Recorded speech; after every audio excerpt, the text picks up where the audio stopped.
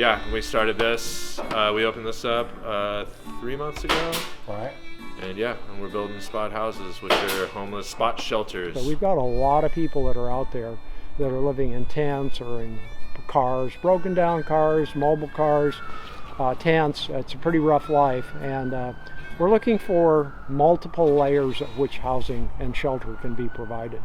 Pastor Gabe Casteel, I think I got his name right. We started talking about this project and building shelters, and he ran out and got this warehouse space that we're working in now. That's what I told him. I was like, first thing we need, man, is a place to build them. Mm-hmm. So he went out and got the space. He believes in the project, and yeah, he's out promoting it all the time. I'm Pastor Gabe. I am a local Eugenian since 1998, and as of late, I find myself wrapped up in this great project with Carry It Forward and SquareOne Villages and the church that I'm starting here in Eugene. Mm-hmm. And we're building tiny homes and trying to help out our community. I know Gabe through SquareOne Villages. I am a resident down in Cottage Grove at Cottage Village Co-op, and so I heard about the project from him. And so I've just been trying to volunteer here on Fridays some days, and that's really how I got involved with it.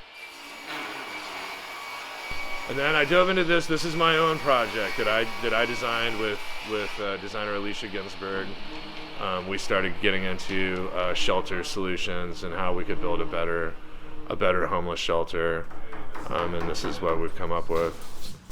I think that having a space that people like to go to is important. I think that, you know, if you have a sterile homeless type of shelter, I think you still feel homeless, and if you have a shelter that is more like your home, that you take care of like a home, I think you would have a better outlook on your position. So this is the one that's already done. This is the prototype, the very first one that I built. And it's got R9 insulation, so it's well insulated. It'll be cozy. It's wired. You got a couple lights. It's wired. It's got 2 lights and two outlets. So yeah, it's got a little porch light. And it's lightweight. They're easy to move, so they can be moved from camp to camp. We move them on a tow trailer.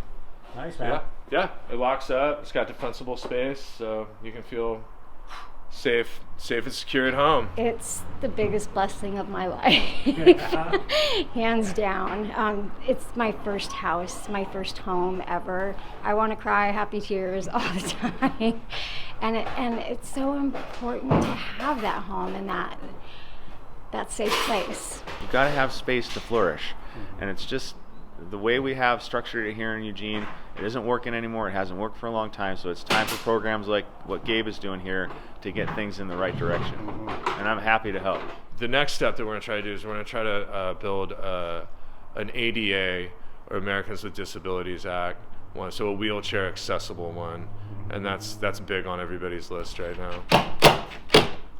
I guess I'd just like to say, you know, there's a challenge match. Somebody challenged to help with the Gabe's evolution of his dwelling.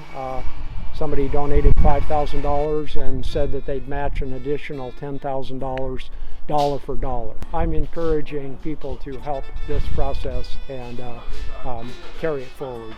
And so if you really want to be a part of the community, if you really want to help out and give back, then what better way to do it than to provide a home and a shelter for someone in need?